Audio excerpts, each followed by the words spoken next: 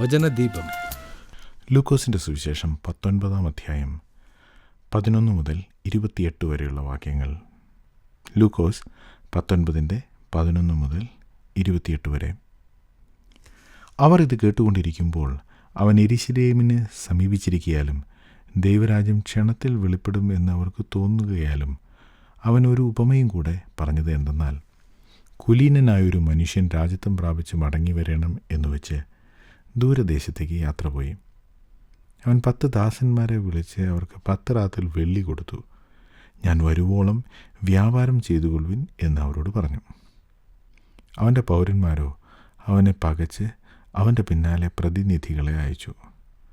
അവൻ തങ്ങൾക്ക് രാജാവായിരിക്കുന്നത് ഞങ്ങൾക്ക് സമ്മതമല്ല എന്ന് ബോധിപ്പിച്ചു. അവൻ രാജ്യത്വം പ്രാപിച്ച് മടങ്ങി വന്നപ്പോൾ താൻ ദ്രവ്യം കൊടുത്തിരുന്ന ദാസന്മാർ വ്യാപാരം ചെയ്ത് എന്ത് നേടിയെന്ന് അറിയേണ്ടതിന് അവരെ വിളിപ്പാൻ കൽപ്പിച്ചു. ഒന്നാമത്തവൻ അടുത്തു വന്ന്, കർത്താവേ, നീ തന്ന റാത്തൽ കൊണ്ട് 10 റാത്തൽ സമ്പാദിച്ചിരിക്കുന്നു എന്ന് പറഞ്ഞു. അവൻ അവനോട്, നന്ന് നല്ല ദാസനെ, നീ അത്യല്പത്തിൽ വിശ്വസ്തനായതുകൊണ്ട് 10 പട്ടണത്തിന് അധികാരമുള്ളവനായിരിക്കുക എന്ന് കൽപ്പിച്ചു. രണ്ടാമത്തവൻ വന്നു, കർത്താവേ, നീ തന്ന റാത്തൽ കൊണ്ട് 5 റാത്തൽ സമ്പാദിച്ചിരിക്കുന്നു എന്ന് പറഞ്ഞു. നീയും 5 പട്ടണത്തിന് മേൽവിചാരകനായിരിക്കുക എന്ന് അവൻ അവനോട് കൽപ്പിച്ചു. മറ്റൊരുവൻ വന്നു, കർത്താവേ, ഇതാ നിന്റെ റാത്തൽ, ഞാനത് ഒരു ഉറുമാലിൽ കെട്ടിവച്ചിരുന്നു. നീ വയ്ക്കാത്തത് എടുക്കുകയും വിതയ്ക്കാത്തത് കൊയ്യുകയും ചെയ്യുന്ന കഠിന മനുഷ്യനാകൊണ്ട് ഞാൻ നിന്നെ ഭയപ്പെട്ടു എന്ന് പറഞ്ഞു. അവൻ അവനോട്, ദുഷ്ടദാസനെ, നിന്റെ വായിൽ നിന്ന് തന്നെ ഞാൻ നിന്നെ ന്യായം വിധിക്കും. ഞാൻ വയ്ക്കാത്തത് എടുക്കുകയും വിതയ്ക്കാത്തത് കൊയ്യുകയും ചെയ്യുന്ന കഠിന മനുഷ്യനെന്ന് നീ അറിഞ്ഞുവല്ലോ. ഞാൻ വന്ന് എൻ്റെ ദ്രവ്യം പലിശയോടുകൂടെ വാങ്ങിക്കൊള്ളേണ്ടതിന് അത് നാണ്യപീഠത്തിൽ ഏൽപ്പിക്കാഞ്ഞത് എന്ത്? പിന്നെ അവൻ അരികെ നിൽക്കുന്നവരോട്, ആ റാത്തൽ അവൻ്റെ പക്കൽ നിന്ന് എടുത്ത് 10 റാത്തലുള്ളവന് കൊടുപ്പിനെന്ന് പറഞ്ഞു. കർത്താവേ, അവന് 10 റാത്തൽ ഉണ്ടല്ലോ എന്ന് അവൻ പറഞ്ഞു. ഉള്ളവന് ഏവനും കൊടുക്കും, ഇല്ലാത്തവനോട് ഉള്ളതും കൂടെ എടുത്തു കളയും എന്ന് ഞാൻ നിങ്ങളോട് പറയുന്നു.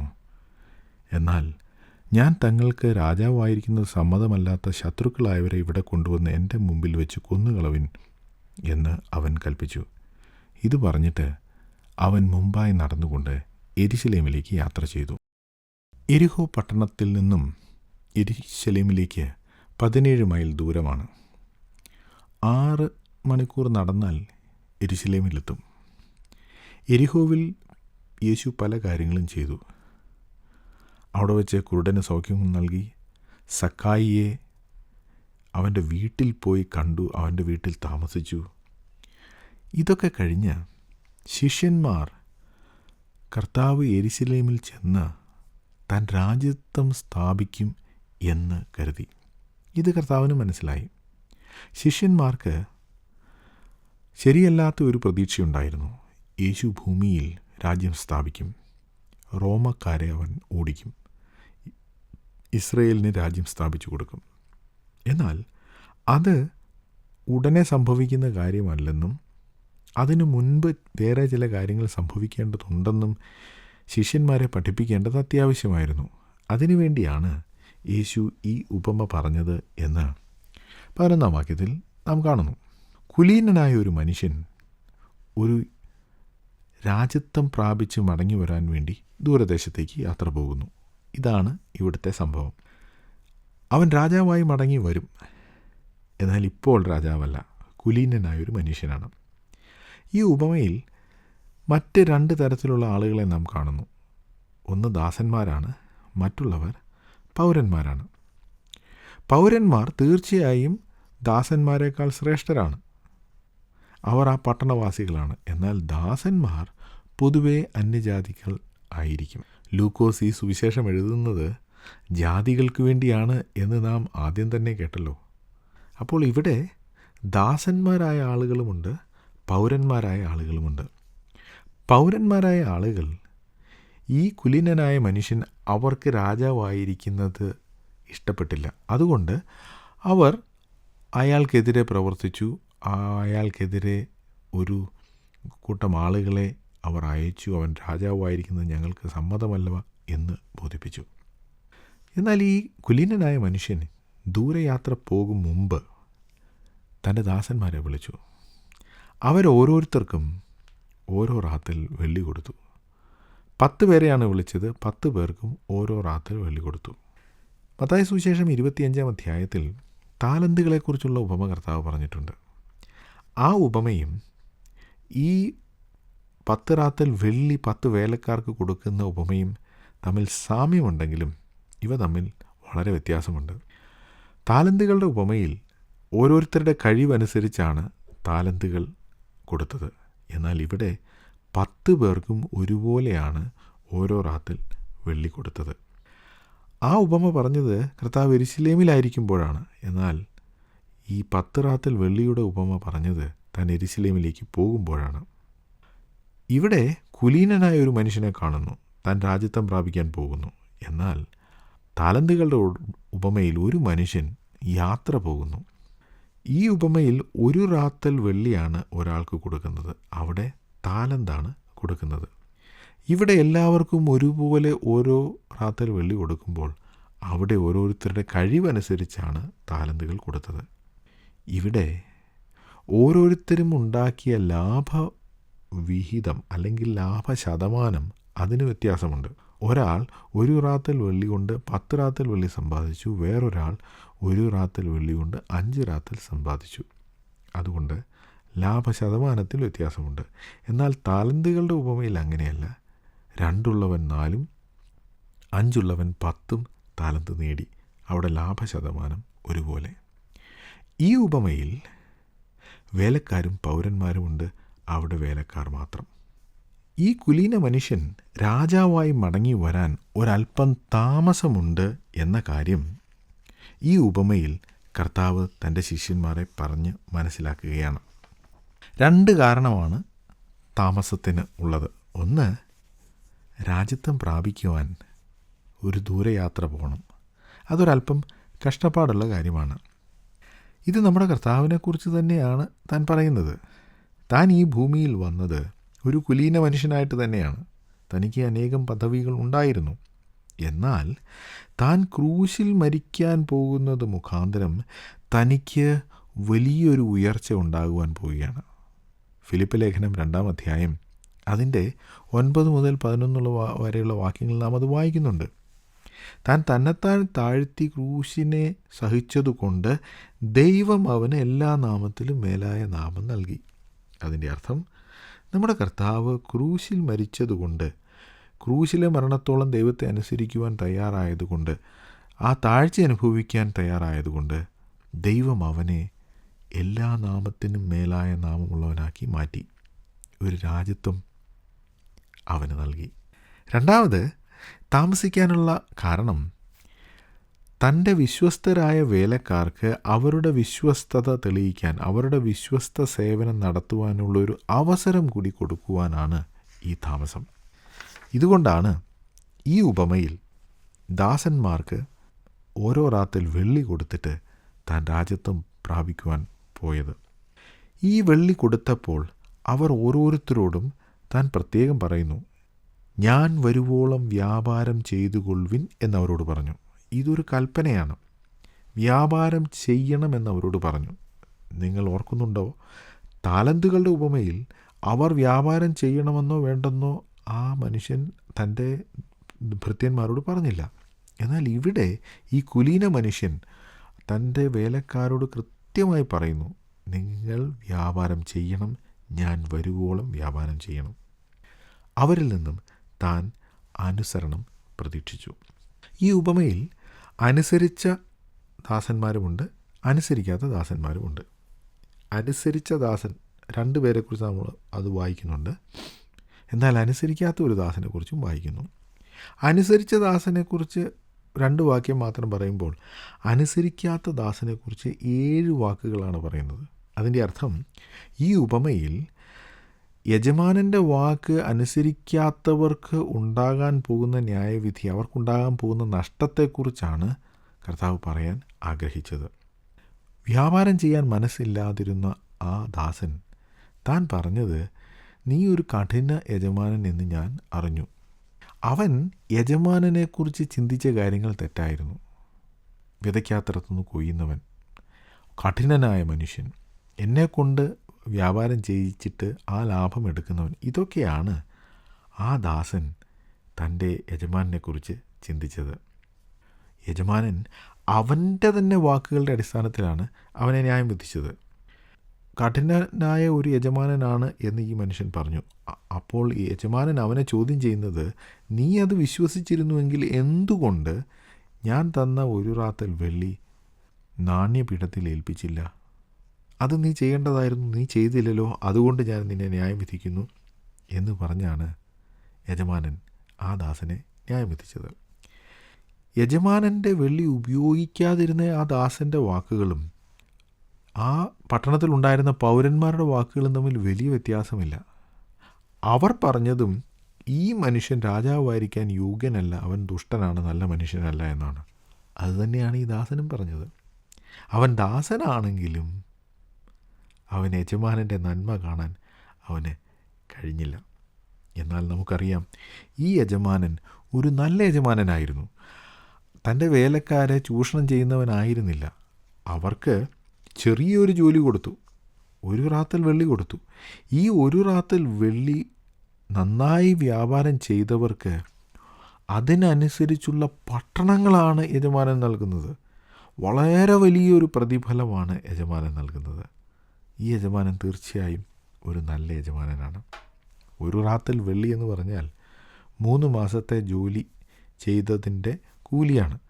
അല്ലാതെ താലന്തുകളുടെ ഉപമയിൽ പറയുന്ന പോലെ വലിയ ഒരു തുകയല്ല, ഒരു സാധാരണ തുക, അധികം വലിയ തുകയല്ല.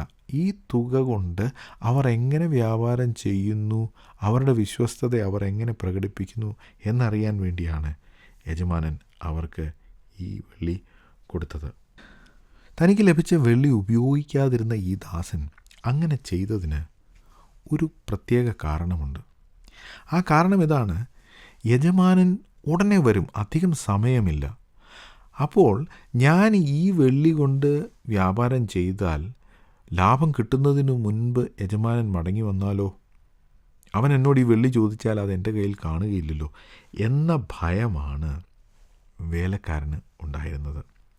ഇതാണ് ഈ സാഹചര്യം അനുസരിച്ച് നോക്കുമ്പോൾ നമുക്ക് ഈ ഉപമയെപ്പറ്റി പഠിക്കുവാൻ കഴിയുന്നത്. അനേക ആളുകൾ കർത്താവ് ഉടൻ തന്നെ മടങ്ങി വരും എന്ന് പറയുകയും വിശ്വസിക്കുകയും ചെയ്യുന്നുണ്ട്. ദൈവവചനവും അത് പറയുന്നുണ്ട്, സംശയമില്ല. എന്നാൽ കർത്താവ് ഉടനെ വരുന്നു എന്നതിൻ്റെ അടിസ്ഥാനത്തിൽ നാം നമ്മുടെ ഉത്തരവാദിത്തങ്ങൾ ചെയ്യാതിരിക്കരുത്. അതാണ് ഈ ഉപമ കൊണ്ട് കർത്താവ് തൻ്റെ ശിഷ്യന്മാരെ പഠിപ്പിക്കുവാൻ ആഗ്രഹിക്കുന്നത്. അവർ ദൈവരാജ്യത്തിനു വേണ്ടി പ്രതീക്ഷിച്ചിരുന്നു. യെരുശലേമിൽ ചെന്ന ഉടനെ യേശു രാജ്യം സ്ഥാപിക്കും, ഞങ്ങൾക്ക് അവനോടുകൂടെ വാഴാം, സിംഹാസനത്തിലിരുന്ന് വാഴാം. 2 ശിഷ്യന്മാരുടെ അമ്മ വന്ന് അവനോട് ചോദിച്ചല്ലോ, എൻ്റെ മക്കൾക്ക് ഇടത്തും വലത്തും നിന്നോടുകൂടെ സിംഹാസനത്തിലിരിക്കാൻ പറ്റുമോ എന്ന്. അതായിരുന്നു അവരുടെ പ്രതീക്ഷ. എന്നാൽ കർത്താവ് പറയുന്നത് അത് ഉടനെ സംഭവിക്കില്ല, മറിച്ച് നിങ്ങൾക്ക് നിങ്ങളുടെ ഉത്തരവാദിത്തങ്ങൾ ചെയ്യാനുള്ള അവസരമുണ്ട്, നിങ്ങളുടെ വിശ്വസ്ത സേവനം പ്രകടിപ്പിക്കുവാനുള്ള അവസരമുണ്ട്. അതിൻ്റെ അടിസ്ഥാനത്തിലാണ് നിങ്ങൾക്ക് പ്രതിഫലം ലഭിക്കുന്നത്. അല്ലാതെ കർത്താവ് ഉടനെ വരും, കർത്താവ് ഉടനെ വരും, കർത്താവ് ഇതാ വരുന്നു എന്ന് പറഞ്ഞ് തങ്ങളുടെ ഉത്തരവാദിത്തം ചെയ്യാതിരിക്കരുത് എന്ന് പഠിപ്പിക്കാൻ വേണ്ടിയാണ് ഈ ഉപമ കർത്താവ് പറഞ്ഞത്. ഇവിടെ നാം ശ്രദ്ധിക്കേണ്ട മറ്റൊരു കാര്യം, ഈ വേലക്കാരൻ അവിശ്വസ്തനായിരുന്നു, തൻ്റെ ശുശ്രൂഷ ചെയ്തില്ല, തനിക്ക് കൊടുത്ത വെള്ളി അവൻ കുഴിച്ചിട്ടു, എങ്കിലും അവൻ്റെ ജീവൻ നഷ്ടമായില്ല. എന്നാൽ പൗരന്മാർക്ക് അവരുടെ ജീവിതം നഷ്ടമായി. കർത്താവിൻ്റെ രാജ്യത്വം ആരംഭിക്കുന്നത് യെരുശലേമിൽ ഒരു സിംഹാസനമൊക്കെ ഇട്ട് ഭരണം തുടങ്ങാൻ പോവുകയാണ് എന്നാണ് ശിഷ്യന്മാർ കരുതിയത്. പക്ഷേ യേശു അവരോട് പറഞ്ഞത് അങ്ങനെയല്ല എൻ്റെ രാജ്യത്വം ആരംഭിക്കുന്നത്. എൻ്റെ രാജ്യത്വം ആരംഭിക്കും, പക്ഷേ അതിനു മുൻപ് നിങ്ങൾ ചെയ്യേണ്ട ചില കാര്യങ്ങളുണ്ട്. നിങ്ങളെ ഏൽപ്പിച്ചിരിക്കുന്ന ഈ ഒരു റാത്തൽ വെള്ളി, അത് നിങ്ങൾ വിശ്വസ്തയോടെ വ്യാപാരം ചെയ്താൽ അതിന് പ്രതിഫലം നിങ്ങൾക്ക് ലഭിക്കും. അതിന് പ്രതിഫലം ലഭിക്കുന്നത് എൻ്റെ രാജ്യത്വത്തിലായിരിക്കും. എൻ്റെ രാജ്യത്വം ആരംഭിക്കുന്നത് ഒരു ന്യായവിധിയോടുകൂടിയാണ്, ഒരു കണക്കെടുപ്പോടുകൂടിയാണ്. നിങ്ങൾക്ക് തന്നിരിക്കുന്ന വെള്ളി, അതിൻ്റെ കണക്ക് ഞാൻ ചോദിക്കും. നിങ്ങൾ അതിൻ്റെ കണക്ക് തരുമ്പോൾ അതിനൊത്തവണ്ണം ഞാൻ നിങ്ങൾക്ക് പ്രതിഫലം തരും. അതോടൊപ്പമാണ് ദൈവരാജ്യം ആരംഭിക്കുന്നത് എന്ന് കർത്താവ് തൻ്റെ ശിഷ്യന്മാരോട് പറഞ്ഞു. ഇവിടെ ഈ കുലീന പൗരനെ ത്യജിച്ചു കളഞ്ഞ ആളുകളാണ് പൗരന്മാർ. അവർ ഈ കുലീന പൗരൻ്റെ സ്വന്തക്കാരാണ്. അത് തന്നെയാണല്ലോ നാം സുവിശേഷങ്ങളിൽ കാണുന്നത്. യോഹന്നാൻ പറഞ്ഞതുപോലെ നമ്മുടെ കർത്താവ് സ്വന്തത്തിലേക്ക് വന്നു, സ്വന്തമായവർ അവനെ കൈക്കൊണ്ടില്ല. അവർ പറഞ്ഞു, ഞങ്ങൾക്കിവനെ വേണ്ട, ഞങ്ങൾക്ക് കൈസരല്ലാതെ മറ്റൊരു രാജാവില്ല. അവൻ്റെ രാജ്യത്വം അംഗീകരിക്കാൻ അവർക്ക് മനസ്സില്ലായിരുന്നു. അവൻ്റെ രാജ്യത്വം അംഗീകരിക്കാൻ മനസ്സില്ലാതിരുന്നവർക്ക് വലിയ ന്യായവിധി വരും. ഇന്ന് ഈ ഉപമയെക്കുറിച്ച് നാം പഠിക്കുമ്പോൾ എനിക്ക് പ്രധാനമായും നിങ്ങളോട് ചോദിക്കാനുള്ള ചോദ്യം ഇതാണ്: നിങ്ങൾ ആ പൗരന്മാരെ പോലെയാണോ അതോ ആ ദാസന്മാരെ പോലെയാണോ? ആ ദാസന്മാർ ഈ കുലീന മനുഷ്യൻ ഒരു രാജാവായി മടങ്ങി വരുമെന്ന് വിശ്വസിച്ചു. അവൻ്റെ രാജ്യത്വത്തെക്കുറിച്ച് അവർക്ക് സംശയമില്ലായിരുന്നു. എന്നാൽ ഈ പൗരന്മാർ അങ്ങനെ ആയിരുന്നില്ല. ഇത് യേശു ഈ ഭൂമിയിൽ ജീവിച്ചിരുന്ന കാലത്തെ മാത്രം കാര്യമല്ല, ഇന്നും അങ്ങനെ തന്നെയാണ്. കർത്താവായ യേശു ക്രിസ്തുവിൻ്റെ സുവിശേഷം ത്യജിച്ച് കളയുന്ന ആളുകൾ, അവനെ തള്ളിക്കളയുന്നവർ, അവൻ്റെ രക്ഷയുടെ സന്ദേശം വേണ്ട എന്ന് വയ്ക്കുന്നവർ, അവൻ രാജാവായി വരികയില്ല എന്ന് കരുതുന്നവരാണ്. അല്ലെങ്കിൽ അവൻ്റെ രാജ്യത്വം അംഗീകരിക്കാൻ മനസ്സില്ലാത്തവരാണ്. താങ്കൾ അങ്ങനെ ഒരു വ്യക്തിയാണോ? അങ്ങനെയെങ്കിൽ താങ്കളുടെ കാര്യം വലിയ കഷ്ടമാണ്. താങ്കൾ അപകടത്തിലാണ്. എന്നാൽ ഈ വേലക്കാർ, അവർ ഈ കുലീന മനുഷ്യൻ്റെ സ്വന്തക്കാരല്ലായിരുന്നു, ആ പട്ടണവാസികളല്ലായിരുന്നു. എന്നാൽ അവർ ഈ മനുഷ്യൻ്റെ രാജ്യത്വം അംഗീകരിച്ചു. ഒരുപക്ഷെ പുറജാതികളായിരുന്ന ഈ വേലക്കാർ, അവർ വിശ്വസ്തരായി പ്രതിഫലം പറ്റി. ഈ ഒരു റാത്തൽ വെള്ളി എന്താണ് എന്ന കാര്യത്തെക്കുറിച്ച് പല അഭിപ്രായങ്ങളുണ്ട്. ഏറ്റവും കൂടുതൽ വേദപണ്ഡിതന്മാർ പറയുന്നത് ഈ ഒരു റാത്തൽ വെള്ളി എന്ന് പറയുന്നത് സുവിശേഷ സന്ദേശമാണ് എന്നാണ്. ഇത് തൻ്റെ എല്ലാ ദാസന്മാരെയും ഒരുപോലെ ഏൽപ്പിച്ചിരിക്കുന്ന കാര്യമാണ്. കർത്താവ് വരുവോളം ഇത് വ്യാപാരം ചെയ്യണം. ഇതുകൊണ്ട് നിങ്ങൾ എന്ത് നേടി, എത്ര ആളുകൾക്ക് ഈ സുവിശേഷ സന്ദേശം കൊണ്ട് പ്രയോജനമുണ്ടായി എന്ന് കർത്താവ് നോക്കിക്കൊണ്ടിരിക്കുകയാണ് എന്നാണ് ഭൂരിപക്ഷം വേദപണ്ഡിതാക്കളും വിശ്വസിക്കുന്നത്. അതിൽ ഒരു തെറ്റുമില്ല, വാസ്തവമാണ്. സുവിശേഷ സന്ദേശം വിശ്വസിച്ച ആളുകളാണല്ലോ കർത്താവിൻ്റെ ദാസന്മാർ. അവർ കർത്താവിൻ്റെ വരവ് വരെ ആ സുവിശേഷം മറ്റുള്ളവരോട് പങ്കുവയ്ക്കണം. അങ്ങനെ അവർ വ്യാപാരം ചെയ്യണം. ദൈവം നമ്മെ ഏൽപ്പിച്ച ഈ രക്ഷയുടെ സന്ദേശം കൊണ്ട് നാം എന്ത് നേടി എന്ന് കർത്താവ് വരുമ്പോൾ നമുക്ക് കണക്ക് കൊടുക്കാൻ സാധിക്കണം. പക്ഷേ ഇത് സുവിശേഷ സന്ദേശം മാത്രമല്ല. ദൈവം നമുക്ക് നൽകിയിരിക്കുന്ന എല്ലാ അവസരങ്ങളും എല്ലാ ഭൗതിക നന്മകളും ഈ ഒരു റാത്തൽ വെള്ളി കാണിക്കുന്നു. ദൈവം നമുക്കിത് തന്നിരിക്കുന്നത് കർത്താവ് ഉടനെ വരും, അതുകൊണ്ട് ഒന്നും ചെയ്യാൻ സമയമില്ല, കർത്താവിന് വേണ്ടി ഞാൻ നോക്കിയിരിക്കുകയാണ് എന്ന് പറയാനല്ല, മറിച്ച് വ്യാപാരം ചെയ്യാൻ വേണ്ടിയാണ്. കർത്താവ് എല്ലാവരോടും പറഞ്ഞ കൽപ്പനയാണ്, ഞാൻ വരുവോളം വ്യാപാരം ചെയ്യുവിൻ. ഇങ്ങനെ വിശ്വസ്തയോടെ വ്യാപാരം ചെയ്ത ദാസന്മാർക്ക് ആ കുലീന മനുഷ്യൻ രാജ്യത്വം പ്രാപിച്ചു വന്നപ്പോൾ പ്രതിഫലം നൽകി. ഇവിടെ ഈ വെള്ളി കൊണ്ട് എങ്ങനെ വ്യാപാരം ചെയ്തു എന്നതല്ല പ്രധാനം. ഈ വെള്ളി കൊണ്ട് അവർ എന്ത് വ്യാപാരം ചെയ്തു എന്നതല്ല പ്രധാനം. അവർക്ക് പ്രതിഫലം ലഭിക്കുന്നത് അവരുടെ വിശ്വസ്തതയുടെ അടിസ്ഥാനത്തിലാണ്. ഇവിടെ ഒരു രാജാവ് തൻ്റെ വേലക്കാരെ അവരുടെ വിശ്വസ്തതയുടെ അടിസ്ഥാനത്തിൽ പ്രതിഫലം നൽകുന്നു. ഈ ലോകത്തിൽ ആളുകൾക്ക് പ്രതിഫലം ലഭിക്കുന്നത് അവർ ചെയ്യുന്ന ജോലിയുടെ അടിസ്ഥാനത്തിൽ, അവർ എത്ര മിടുക്കോടെ ജോലി ചെയ്തു, എത്ര സ്മാർട്ടായി ജോലി ചെയ്തു, എത്ര പെട്ടെന്ന് ജോലി ചെയ്തു എന്നതിൻ്റെ അടിസ്ഥാനത്തിലാണ്. നമ്മുടെ കർത്താവ് തൻ്റെ ദാസന്മാർക്ക് പ്രതിഫലം നൽകുന്നത് അവർ എന്തുമാത്രം ജോലി ചെയ്തു എന്നതിൻ്റെ അടിസ്ഥാനത്തിലല്ല, എത്ര പെട്ടെന്ന് ജോലി ചെയ്തു എന്നതിൻ്റെ അടിസ്ഥാനത്തിലല്ല, മറിച്ച് എത്ര വിശ്വസ്തയോടെ ജോലി ചെയ്തു എന്നതിൻ്റെ അടിസ്ഥാനത്തിലാണ്. അതാണ് ഈ ഉപമ നമ്മെ പഠിപ്പിക്കുന്നത്. ആ യജമാനൻ മടങ്ങി വന്നപ്പോൾ വിശ്വസ്തയോടെ തന്നെ സേവിച്ചവർക്ക് താൻ പ്രതിഫലം നൽകി. പ്രിയ സ്നേഹിത, ഈ ഒരു റാത്തൽ വെള്ളി യജമാനൻ തൻ്റെ എല്ലാ ദാസന്മാർക്കും കൊടുത്തിട്ടുണ്ട്. ആ ഒരു റാത്തൽ വെള്ളി കൊണ്ട് താങ്കൾ എത്ര വിശ്വസ്തയോടെ വ്യാപാരം ചെയ്യുന്നു എന്നത് യജമാനൻ നോക്കും. യജമാനൻ മടങ്ങി വരുമ്പോൾ താൻ ആദ്യം ചെയ്യുന്നത് തൻ്റെ ദാസന്മാർക്ക് താൻ കൊടുത്ത ആ ഒരു റാത്തൽ വെള്ളി കൊണ്ട് അവർ എന്ത് ചെയ്തു എന്ന് നോക്കുകയും അവർക്ക് പ്രതിഫലം നൽകുകയുമാണ്. അതിനുശേഷമാണ് ന്യായവിധി നടത്തുന്നത്. അതിനുശേഷമാണ് തൻ്റെ രാജ്യത്വം അംഗീകരിക്കാത്തവരെ താൻ കൊന്നുകളയുന്നത്. ദൈവരാജ്യം ആരംഭിക്കുന്നത് ദൈവമക്കളായ നമ്മ ഓരോരുത്തരും ദൈവം നമുക്ക് നൽകിയിരിക്കുന്ന ആ ഒരു റാത്തൽ വെള്ളി കൊണ്ട് എന്തു ചെയ്തു എന്നതിൻ്റെ കണക്കെടുത്തുകൊണ്ടാണ്. ചില ആളുകൾ പറയും, കർത്താവ് വരാറായി, കർത്താവ് ഉടനെ വരും. പക്ഷേ ഒരു കാര്യം നിങ്ങൾ ശ്രദ്ധിക്കണം. കർത്താവ് ഉടനെ വന്നാൽ നിങ്ങളെ ഏൽപ്പിച്ചിരിക്കുന്ന കാര്യങ്ങൾ കൊണ്ട് നിങ്ങൾ വിശ്വസ്തയോടെ വ്യാപാരം ചെയ്തിട്ടുണ്ടോ? കർത്താവ് വന്നാൽ ഉടനെ ചെയ്യാൻ പോകുന്നത് നിങ്ങളോട് കണക്ക് ചോദിക്കാൻ പോവുകയാണ്.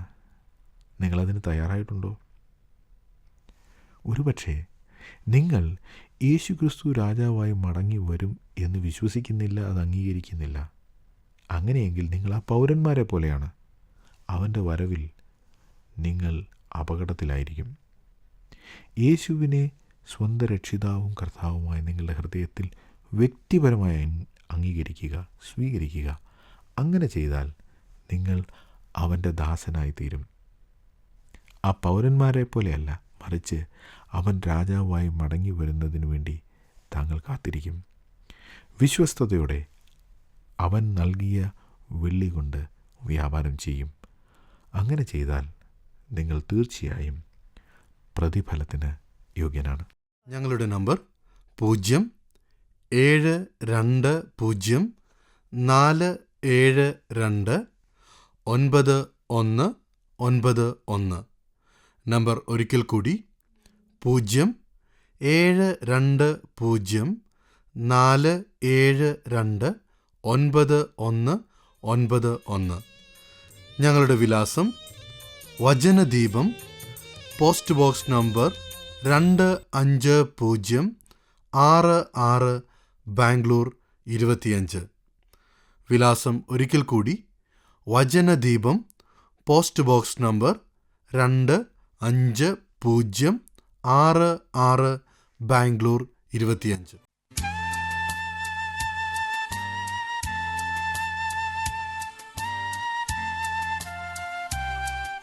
വചനദീപം